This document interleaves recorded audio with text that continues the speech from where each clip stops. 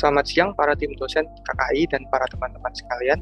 Pada kesempatan kali ini, kami dari kelompok 5 akan mempresentasikan mengenai review jurnal dengan topik pengaruh inflasi dan kurs rupiah terhadap kinerja keuangan. Studi kasus PT Telekomunikasi Indonesia, TBK, pada periode 2013 sampai 2016. Berikut ini adalah anggota kelompok kami. Pertama, ada Devina Frederika dengan NRP 130219022. Lalu ada saya sendiri, Victor Maseno Niaga, dengan NRP 130219044. Jurnal yang kami gunakan yaitu jurnal utama pengaruh inflasi dan kurs rupiah terhadap kinerja keuangan. Studi kasus PT Telekomunikasi Indonesia pada periode 2013 sampai 2016. Lalu jurnal kedua sebagai jurnal pembantu yaitu pengaruh tingkat suku bunga, nilai tukar, dan inflasi terhadap harga saham studi pada subsektor perbankan di Bursa Efek Indonesia pada periode 2011 sampai 2015. Lalu jurnal ketiga sebagai jurnal pembantu yaitu faktor-faktor yang mempengaruhi inflasi di Indonesia. Pendahuluan. Isu atau masalah penelitian. Indikator makroekonomi menjadi alat ukur yang baik untuk menilai suatu kondisi perekonomian negara, seperti tingkat inflasi dan perubahan nilai kurs. Oleh karena itu, setiap perusahaan harus cermat dalam menyikapi setiap perubahan tersebut melalui strategi-strategi dari masing-masing perusahaan dalam mengolah setiap indikator-indikator makroekonomi tersebut. Karena hal tersebut dapat saja berdampak pada tingkat profitabilitas dan leverage dari suatu perusahaan. Nah, kita bisa melihat melalui tabel 1.1, kita dapat melihat yaitu bahwa pada tahun 2013 sampai 2015, rupiah mengalami depresiasi. Namun, pada tahun 2016, kita bisa ketahui bahwa rupiah mengalami apresiasi atau penguatan nilai mata uang. Sedangkan untuk yang tabel 1.2 pada kanan bawah, kita dapat simpulkan bahwa pergerakan inflasi tahun 2013 sampai 2016 mengalami penurunan yang cukup signifikan. Hal ini mengakibatkan beberapa perusahaan mengalami kerugian karena adanya pergerakan kurs rupiah dan inflasi. Berikut ini juga ada beberapa perusahaan yang mengalami gejolak atas perubahan dari kurs rupiah dan inflasi. Ada tabel 1.3, kita melihat dari laporan laba ruginya, nama perusahaan yang pertama yaitu Bumi Resources, MNC Investama, XL Axiata, Gajah Tunggal, Indosat, dan Aneka Tambang. Namun pada tabel 1.4 kita juga menemukan ini juga sekalian menjadi objek dari perusahaan dari penelitian ini yaitu PT Telekomunikasi Indonesia dengan kinerja perusahaan yang baik dari 2013 sampai 2016 yang dibuktikan dengan peningkatan laba yang sangat baik juga. Alasan penelitian. Penelitian ini dilakukan dengan alasan untuk mengetahui seberapa besar pengaruh dari inflasi dan kurs rupiah terhadap kinerja keuangan PT Telekomunikasi Indonesia (TDK) pada periode 2013 hingga 2016. Untuk selanjutnya, kita masuk ke tinjauan pustaka. Yang pertama ada inflasi. Menurut Miskin tahun 2008, halaman 339, inflasi merupakan suatu kondisi ketika terjadinya kenaikan tingkat harga. Lalu yang kedua ada kurs rupiah. Menurut Miskin tahun 2008 halaman 107, nilai tukar biasa disebut sebagai kurs atau exchange rate yang merupakan harga dari satu unit mata uang rupiah terhadap mata uang negara lain. Selanjutnya ada kinerja keuangan. Kinerja keuangan merupakan analisis yang digunakan untuk mengukur seberapa jauh suatu perusahaan telah melakukan setiap pekerjaannya dengan peraturan pelaksanaan keuangan secara benar. Lalu terdapat 3 rasio keuangan yang dapat digunakan untuk mengukur kinerja keuangan perusahaan.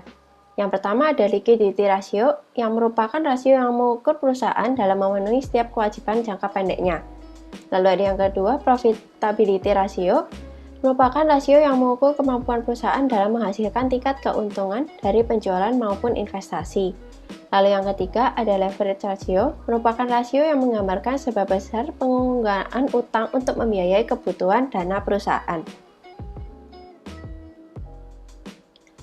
Lalu selanjutnya ada investasi. Menurut Kasmi dan Jafar tahun 2012, investasi merupakan suatu penanaman modal di berbagai bidang usaha dalam periode yang relatif panjang. Lalu selanjutnya ada produk domestik bruto atau PDB. Menurut Mankyo tahun 2007 halaman 17, produk domestik bruto merupakan total produk barang dan jasa yang dapat dihasilkan oleh suatu negara dalam jangka waktu tertentu.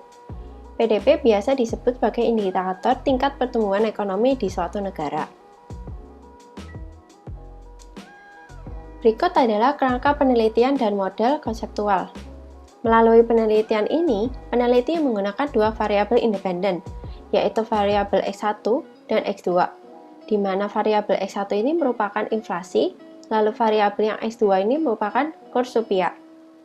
Peneliti ingin mengetahui apakah kedua variabel tersebut mempunyai pengaruh terhadap variabel dependen atau variabel Y terhadap kinerja keuangan dari PT Telekomunikasi Indonesia yang tercermin dari current asset debt ratio dan profit margin.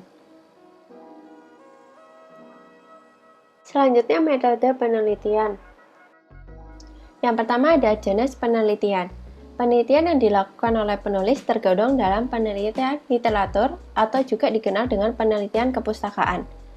Jenis penelitian ini melakukan serangkaian aktivitas yang berhubungan dengan pengumpulan data pustaka, mencatat, hingga mengolah data tersebut sebagai bahan untuk penelitian. Lalu selanjutnya ada variabel dan definisi operasional. Yang pertama kita bahas dulu variabel penelitian. Penelitian ini menggunakan beberapa variabel seperti yang pertama ada variabel bebas, yang merupakan variabel yang mempengaruhi atas besar atau kecilnya variabel yang lain. Melalui penelitian ini, yang menjadi independen variabel adalah inflasi dan kurs dari rupiah. Lalu yang kedua ada variabel terikat, merupakan variabel yang memberi pengaruh karena adanya variabel bebas.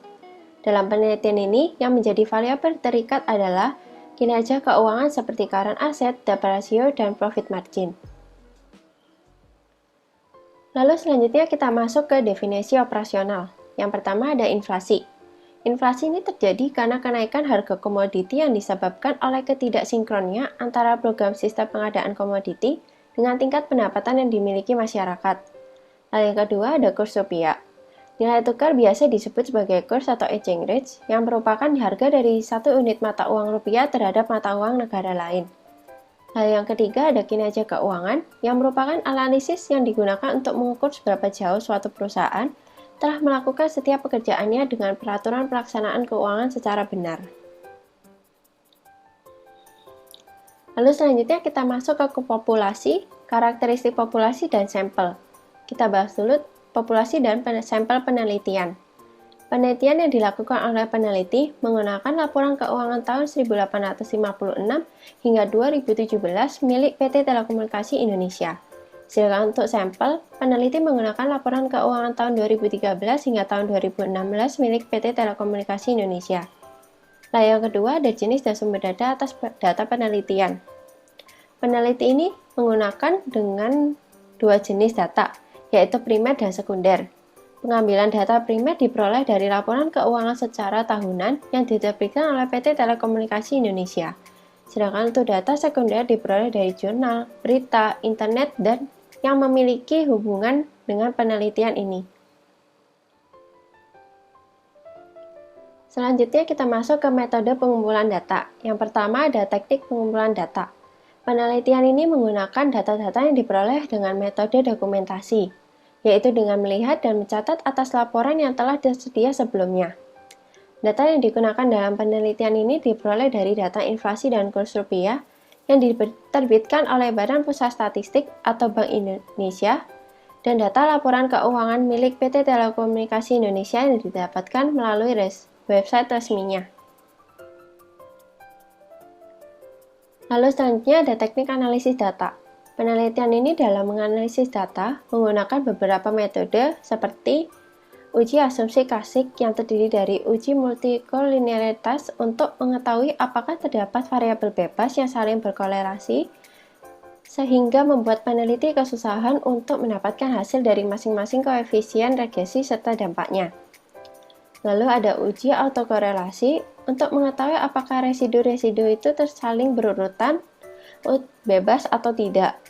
Hal tersebut bisa terjadi apabila observasi yang dilakukan berurutan sepanjang periode berkaitan antara satu dengan lainnya.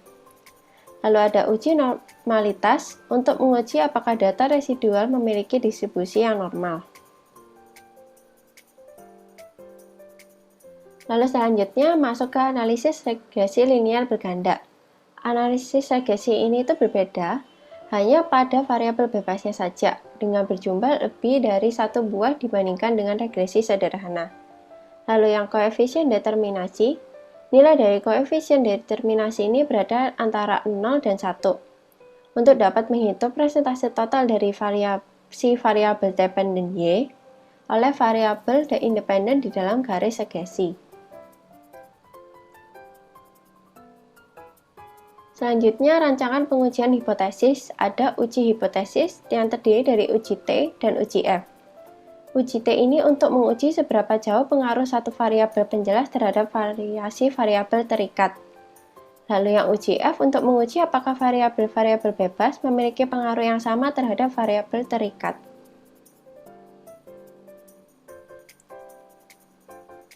Berikutnya yaitu hasil penelitian. Kita menggunakan asumsi klasik. Berdasarkan tabel 4.1, terdapat ringkasan hasil uji multikolinearitas. Menunjukkan bahwa tidak adanya gejala multikolinearitas yang terjadi di variabel bebas. Hal tersebut terjadi karena nilai dari VIF lebih kecil dari 10. Lalu untuk uji autokorelasi, dapat dilihat melalui tabel 4.2. Dari ketiga nilai tersebut, maka tidak ada autokorelasi yang terjadi, karena berada pada rentang nilai dari -2 hingga 2. Lalu untuk uji normalitas, dapat dilihat melalui tabel 4.3, dapat disimpulkan bahwa data di samping memiliki distribusi normal, karena semua nilai dari asymptotic to tilde bernilai lebih dari 0,1. Lalu berikutnya kita juga melakukan analisis regresi linear ganda. Untuk pada current ratio, pada tabel 4.4, dapat diperoleh persamaan regresi Y sama dengan 52,808 ditambah 0,473 X1 ditambah 0,05 X2. Artinya, inflasi dan kurs rupiah memiliki pengaruh yang positif terhadap current ratio. Lalu, pada tabel 4.5, hasil uji regresi linear ganda pada debt ratio. Dapat diperoleh persamaan regresi, yaitu Y sama dengan 29,721 dikurangi 0,215 X1 ditambah 0,001 X2, yang berarti bahwa inflasi memiliki pengaruh yang negatif kepada debt ratio, sedangkan kurs rupiah memiliki pengaruh yang positif terhadap debt ratio. Lalu pada tabel 4.6, hasil uji regresi linear ganda profit margin. Dapat diperoleh persamaan regresi Y sama dengan 43507 dikurangi 0,517 X1 ditambah 0,000 X2, yang berarti bahwa inflasi memiliki pengaruh yang negatif kepada profit margin, sedangkan kurs rupiah memiliki pengaruh yang positif terhadap profit margin. Lalu selanjutnya juga ada uji hipotesis parsial atau uji T. Berdasarkan beberapa data yang telah dihitung, ditemukan bahwa T tabel bernilai 1,7531. Maka untuk variabel dependent current ratio, inflasi tidak memiliki pengaruh secara parsial kepada current ratio, sedangkan kurs rupiah memiliki pengaruh secara parsial pada current ratio. Untuk variabel dependent debt ratio, inflasi tidak memiliki pengaruh secara parsial kepada debt ratio, sedangkan kurs rupiah memiliki pengaruh secara parsial kepada debt ratio. Untuk variabel dependent profit margin, inflasi memiliki pengaruh secara parsial kepada profit margin, dan kurs rupiah memiliki pengaruh secara parsial kepada profit margin. Lalu selanjutnya yaitu uji hipotesis simultan atau uji F. Dapat dilihat melalui tabel 4.8, maka dapat disimpulkan bahwa ketika nilai F hitung lebih kecil daripada F tabel, yaitu 1,740 lebih kecil daripada 2,881, maka H0 akan diterima.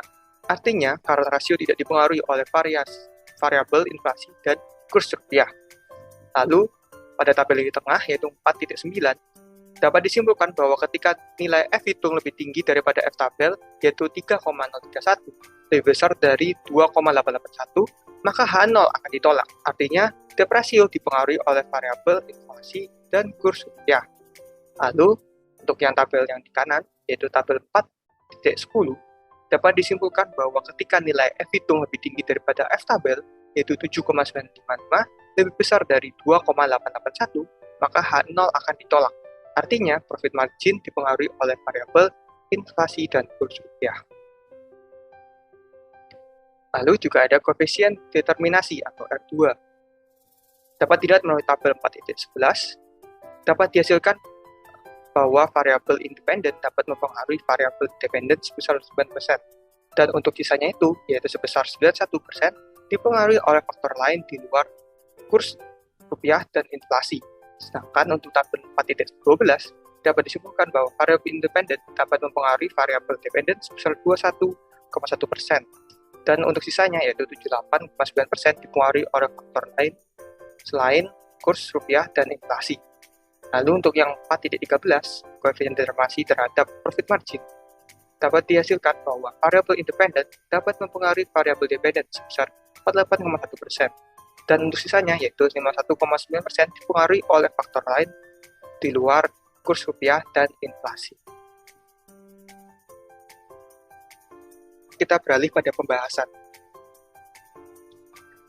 Investor dalam investasi tentunya menginginkan hasil yang memuaskan atas hasil investasinya. Oleh karena itu, investor memerlukan beberapa indikator makroekonomi seperti inflasi dan kurs rupiah sebagai data. Untuk diperhatikan mengingat kedua indikator tersebut dapat berdampak pada profitabilitas perusahaan. Berikut ini merupakan pembahasan atas hasil dari analisis pengujian hipotesis untuk PT Telekomunikasi Indonesia (TPK). Yang pertama, berdasarkan buku berjudul Analisis Kinerja Keuangan, karya Ilham Fahmi mengatakan bahwa kondisi inflasi yang stabil memudahkan perusahaan untuk meminjam uang ke bank. Namun, penelitian penelitian ini menyatakan yang bertolak belakang, yaitu inflasi tidak berpengaruh terhadap current ratio dari Telkom, melainkan pengaruh lain seperti kas. Lalu yang kedua, menurut Ilham Fahmi, apabila nilai kurs rupiah mengalami depresiasi, maka perusahaan akan kesulitan dalam mendapatkan kredit berupa pinjaman dari bank. Hal tersebut sesuai dengan hasil penelitian ini, bahwa nilai kurs dari rupiah mempengaruhi terhadap likuiditas dari Telkom. Lalu yang ketiga, berdasarkan buku berjudul Analisis Kinerja Keuangan, karya Ilham Fahmi, mengatakan ada faktor yang mempengaruhi utang jangka panjang perusahaan, yaitu kondisi mikro dan makroekonomi. Namun, menurut penelitian ini menyatakan yang bertolak belakang juga, yaitu bahwa inflasi tidak mempunyai pengaruh terhadap leverage dari Telkom, melainkan pengaruh lain seperti bentuk bisnis, manajemen, dan kebijakan dari perusahaan Telkom itu sendiri. Lalu, yang keempat, berdasarkan pada buku berjudul Ekonomi Moneter, karya Mugia Harjo menyatakan bahwa nilai tukar dapat mempengaruhi hutang perusahaan secara khusus berasal dari luar negeri. Hal tersebut sesuai dengan penelitian ini, yaitu variabel nilai kurs atas rupiah mempengaruhi leverage dari Telkom. Lalu yang kelima, menurut Ilham Fahmi, efek dari inflasi adalah menurunnya daya beli, sehingga cadangan kas perusahaan akan digunakan untuk membelanjai dan menstabilkan inflasi, sehingga berdampak pada profitabilitas perusahaan. Hal tersebut sesuai dengan hasil penelitian ini, yaitu inflasi mempengaruhi profitabilitas dari Telkom. Lalu yang keenam, menurut Joseph Nellis, fluktuasi nilai rupiah dapat menurunkan gairah dari perdagangan, khususnya ketika perusahaan mendapatkan penghasilan dalam bentuk rupiah, namun menggunakan belanja modal dengan mata uang asing. Hal tersebut sesuai dengan penelitian ini, bahwa kurs rupiah memiliki pengaruh atas profitabilitas dari Telkom. Lalu yang ketujuh, inflasi dan kurs rupiah tidak memiliki pengaruh secara simultan kepada current ratio perusahaan, karena nilai F hitung lebih kecil daripada F tabel. Lalu yang kedelapan, inflasi dan kurs rupiah memiliki pengaruh secara simultan terhadap debt ratio perusahaan, karena F hitung lebih besar dari F tabel. Lalu yang kesembilan, yang terakhir, inflasi dan kurs rupiah memiliki pengaruh terhadap profit margin secara simultan, yang dapat terlihat dari F hitung lebih besar daripada F tabel. Untuk selanjutnya, konklusi dan rekomendasi. Pertama, kita bahas dulu konklusi. Berdasarkan pada penelitian yang sudah dilakukan mengenai pengaruh inflasi dan kurs rupiah terhadap kinerja keuangan, studi kasus PT Telekomunikasi Indonesia periode 2013 hingga 2016, maka dapat diambil kesimpulan sebagai berikut. Yang pertama ada pengaruh inflasi terhadap kinerja keuangan. Untuk variabel dependent current ratio, nilai dari T hitung dari variabel memiliki inflasi lebih kecil dari T tabel. yaitu sebesar 0,21 lebih kecil dari 1,75, maka H0 akan diterima. Hal tersebut berarti inflasi tidak memiliki pengaruh secara parsial kepada current ratio. Untuk variabel dependent debt ratio, nilai dari T hitung dari variabel memiliki inflasi lebih besar dari T tabel, yaitu minus 0,56 lebih besar dari minus 1,75, maka H0 akan diterima. Hal tersebut berarti inflasi tidak memiliki pengaruh secara parsial kepada debt ratio. Untuk variabel dependent profit margin, nilai dari T hitung dari variabel memiliki inflasi lebih kecil dari T tabel, yaitu sebesar minus 3,5 lebih kecil dari minus 1,75, maka H0 ditolak. Hal tersebut berarti inflasi memiliki pengaruh secara parsial kepada profit margin. Untuk selanjutnya ada pengaruh kurs rupiah terhadap kinerja keuangan.